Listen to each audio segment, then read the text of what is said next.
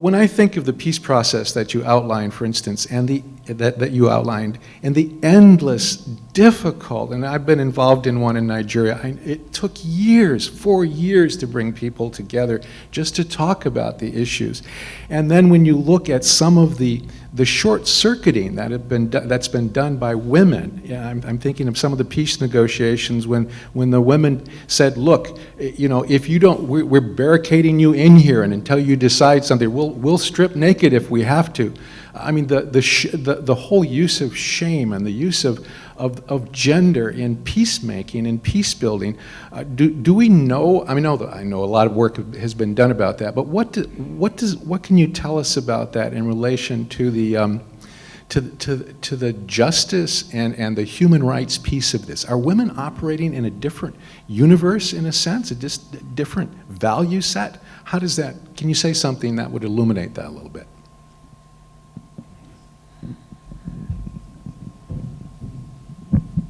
You were looking at me, kind of. Yeah.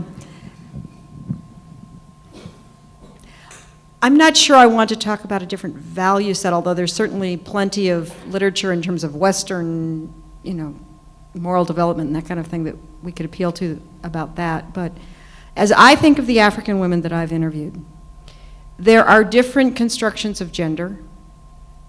And so they enact various kinds of peace-building practices within those constructions of gender.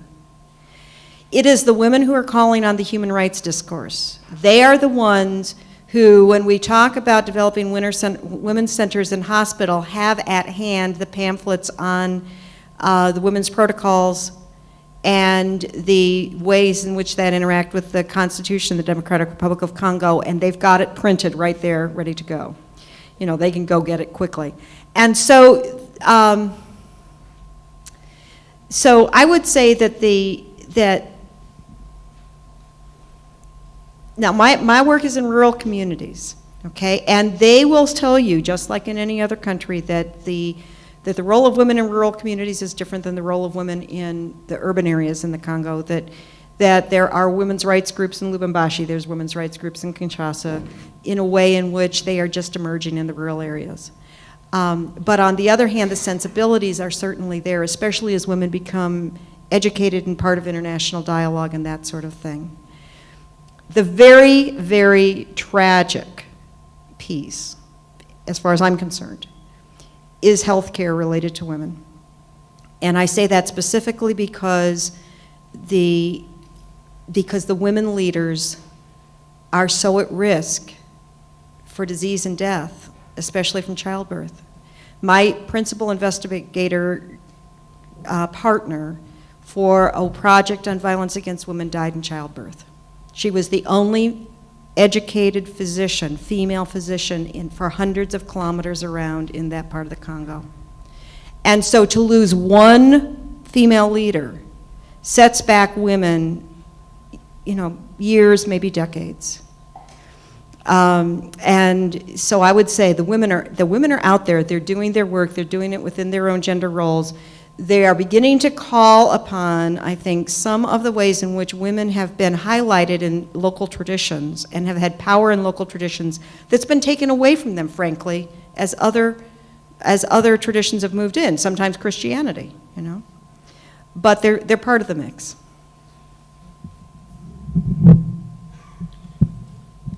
I wouldn't mind having a bit of a crack at that too, depending where you are in Africa. I mean, one of the realities to those who are living outside of Africa or even have visited Africa on one or more occasions is the inclination simply to resort to TIA, as the expression goes, this is Africa. So, but of course Africa is not one thing at all. Africa is a continent with, Lord, I don't even know how many countries these days, how many tribal communities, how many differences, variations, how many different contexts in terms of the way in which, for example, HIV/AIDS has ravaged one community or another. So I'd say that that an ABC approach first with a fourth is probably worth looking at in terms of at least a number of parts of East Africa, and that's AIDS, bicycles, and churches. AIDS has killed a large part of an entire generation. It's killed a great many women. It's killed even more men. The reality is that in communities where women either have had for generations or perhaps forever no authority, authority is beginning to devolve to them because they simply do not have men to take authority from them. It's a reality of mortality.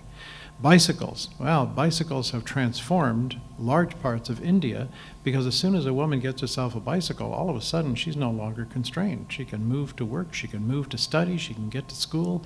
Fabulous things, bicycles. And we underestimate them in a culture like our own, but almost everywhere in Africa, bicycle can make a huge difference to a woman. In churches, well, in many Christian churches, women simply did not have leadership roles. They're now finding themselves elders. Certainly in many Protestant, Reformed, Lutheran churches, the elders are the generic equivalent because, once again, the men aren't there to do it. Either they've had to move to find work or they're dead. And those three factors are not insignificant in terms of not perhaps having two different universes, but rather one part of a universe that has been sublimated, beginning to emerge in new and fairly creative and dynamic ways.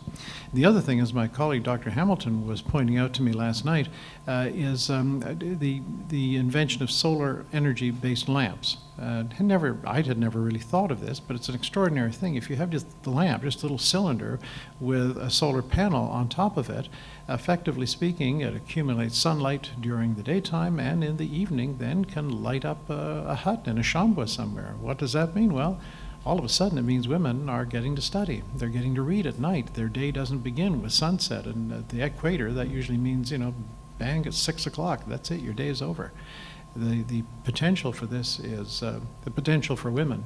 Now that these relatively simple, sometimes tragic, sometimes creative opportunities are emerging, I think it's just a generation from now. I have no idea what that's going to mean, but I suspect that the impact is going to be unimaginable. I guess I'm most familiar with what's going on in a place like Syria, Leone, and the people I talk to who are working there say that one of the fundamental social dynamics is the power of community, and that individuals feel very reluctant and hesitant to go against what they feel the community wants to do. And there are all kinds of cultural values that surround and embed that whole feeling. So I'm beginning to think that the concept of human rights is a Western concept that's very hard to implement in a culture that is so profoundly embedded in a community, a sense of community.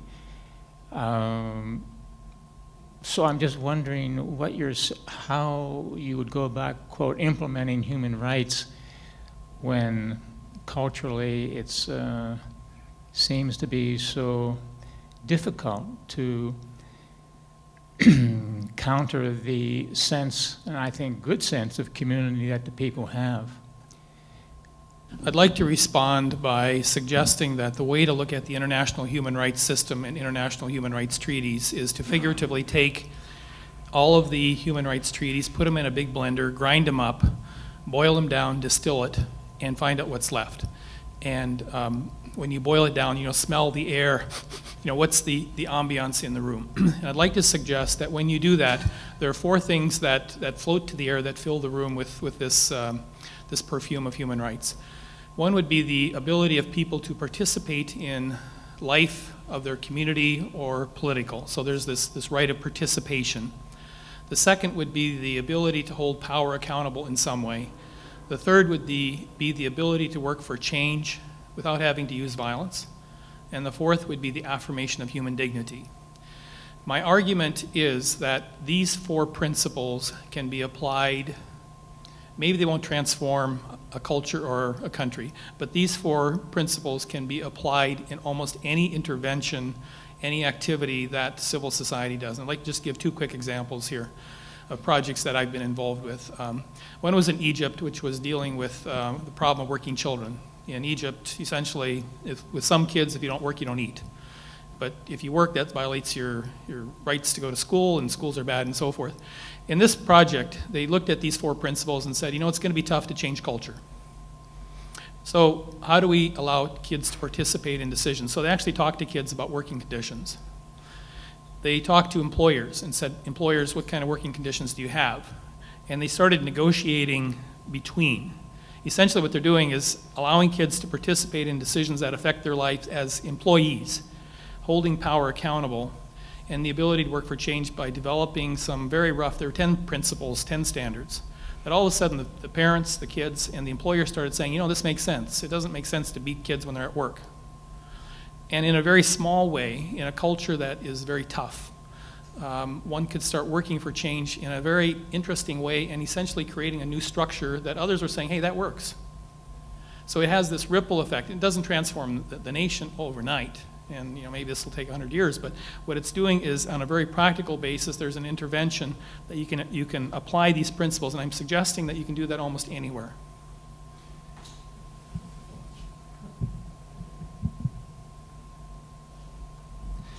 I'm not sure that the language of, say, a Western country like ours necessarily translates into the context of perhaps any other country necessarily, even other Western countries. So a human rights discourse at a philosophical level becomes rather problematic, particularly when we talk about the transformation of cultures and the transformation of communities. But it is possible for communities to see change and transformation without necessarily destroying the essential nature of that community. And while people may well not be necessarily gripped by the language of human rights or the responsibility to protect, the understanding of fairness, of accountability, of justice, or sometimes a compromise between justice, well, justice and compassion.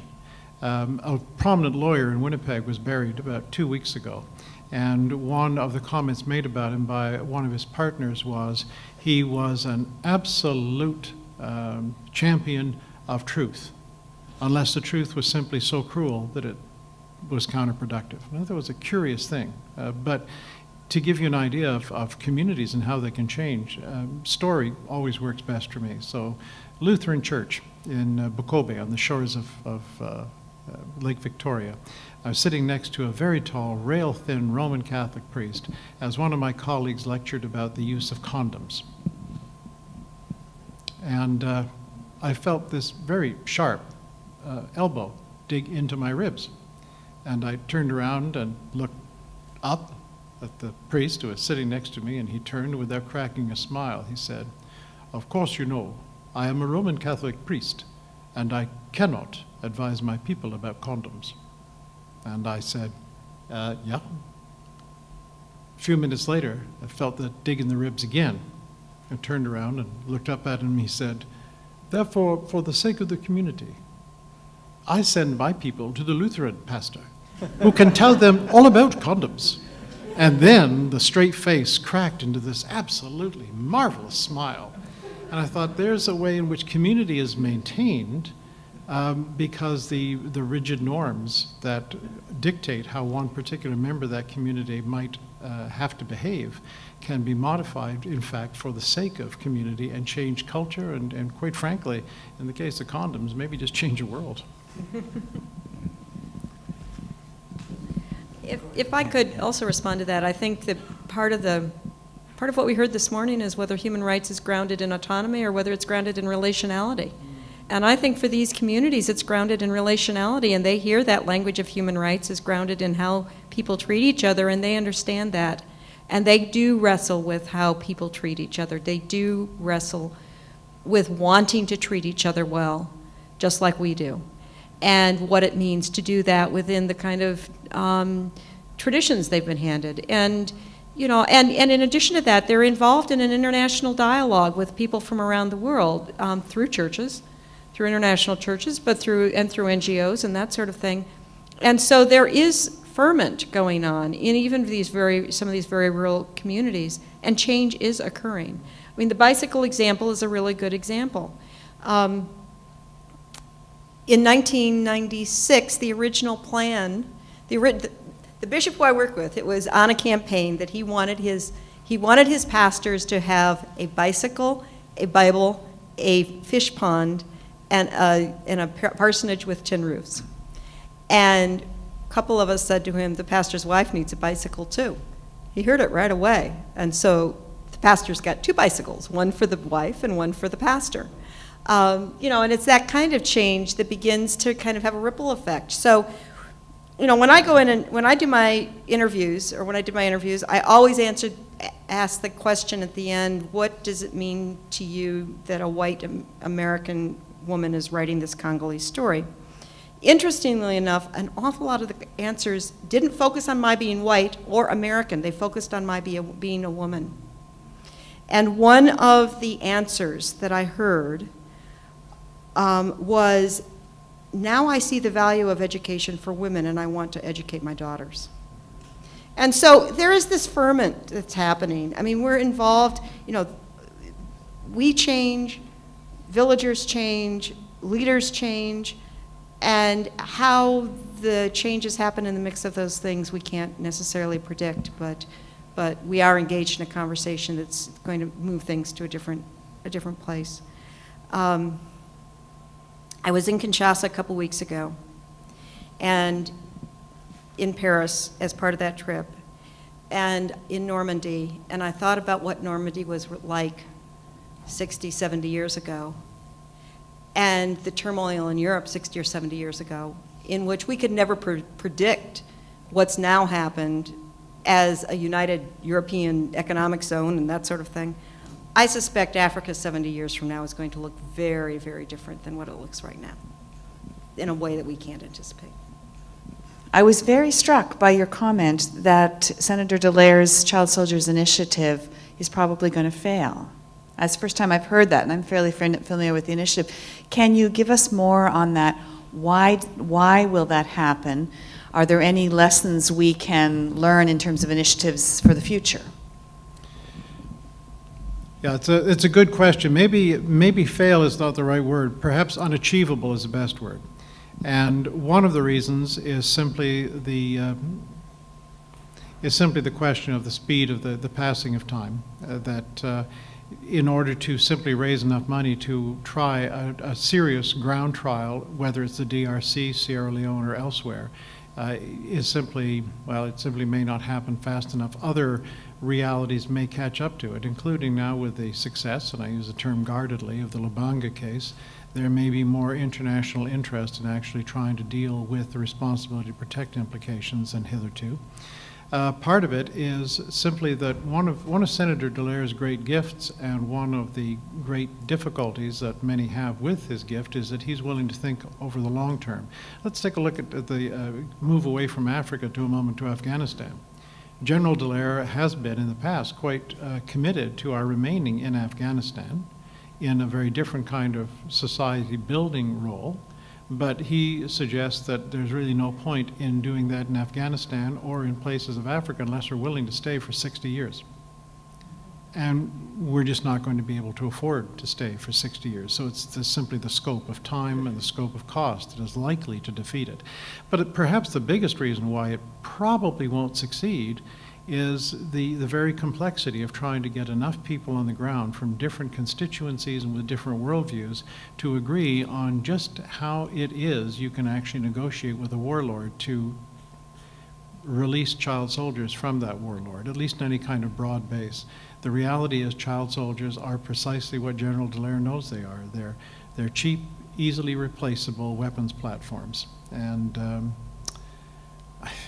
it's difficult to imagine us having the time to do that before, one hopes, other mechanisms and other norms take their place. I don't wish to complicate the issue of child soldiers because we have talked about it a bit, but I noticed in the papers the other day that there are children joining the militias in Syria.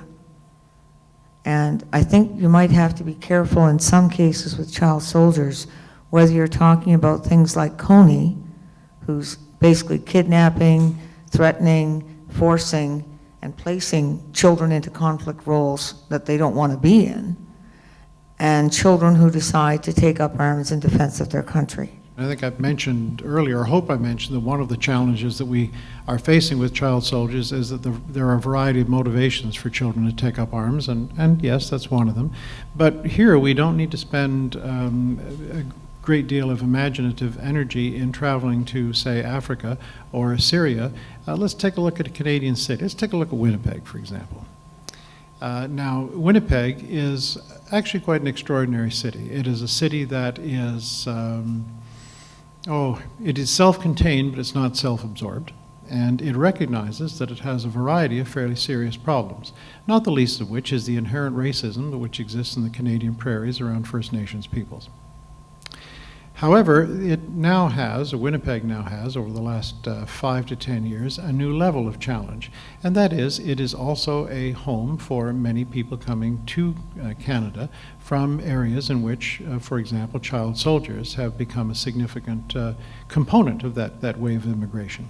So if a family or a community arrives from let's say sub-Saharan Africa, pick your particular country.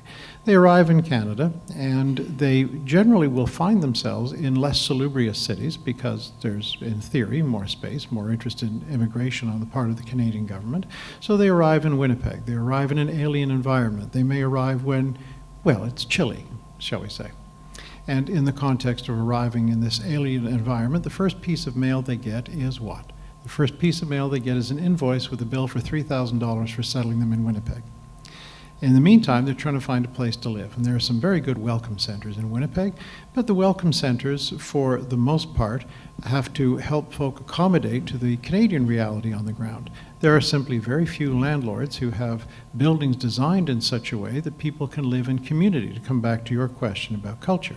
So all of a sudden, instead of having 5 or 6 or 7 people sharing a 1-bedroom, which would not be absolutely out of the norm by any means in the context of sub-Saharan Africa, you've got a maximum of 2 people perhaps sharing an apartment. The communal life is simply, it's non-existent. And then there's the whole question of finding a job. Now, finding a job is tough enough for folk who've been here all their lives. It's tough enough for university students, even with a degree, or 2 or 3. So what do you do if you're a new Canadian coming from sub-Saharan Africa who's unfamiliar with the culture, who's unfamiliar with the language, who's unfamiliar with the food, who's unfamiliar with the climate, and who simply can't live in community any longer? What do you do? Well, what you do is you gravitate towards other people like yourself, and if you've been a former child soldier, guess what? Well, so you got the mad cows and the Indian posse, an African gang and an Aboriginal gang shooting at each other on the streets of Winnipeg. So we don't have to take a look at mixed motivations far off. We've got the issue right here in Canada. And the curious thing about Responsibility to Protect and the International Criminal Court is that they are not, in fact, first application strategies. They are both based on the principle that it is the responsibility of the nation state to care for those within its bounds. When the nation state can't or won't, the international community is supposed to intervene. Our current government might want to take that into consideration.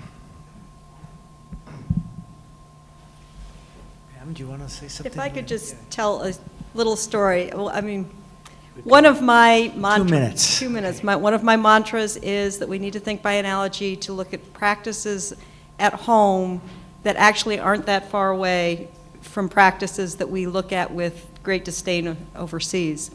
And I had just finished writing a chapter, actually, based on an account given by a child whose father was in the Mobutu's army, about life in the military camp, and about how child soldiers develop, first by playing at war with implements that are, sticks and stones and things like that, and then and playing at ceremonies, and then as those ceremonies and those playthings develop in their later years, the real guns appear and are put in their hands, and then they're invited into the real ceremonies, and so on and so forth.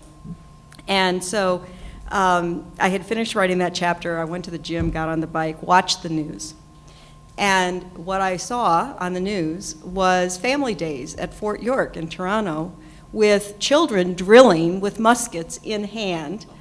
And I thought, this is what I was just writing about. This is one of the ways it begins. And so I did write to the Friends of Fort York and say, do you understand the issue of child soldiers around the world and some of the ways in which you are practicing and engaging in some practice in some things that we're trying not you know, prominent Canadians are trying not to have happen elsewhere, and you might want to reconsider some of the ways in which you're teaching the history of Canada in our own backyard. So it's always good to look at close to home. We all engage in these kinds of practices in different kinds of ways, and they feel very legitimate when they're close to home, but they feel very illegitimate when they're in another country whose human rights violations, quote unquote, we look at with askance.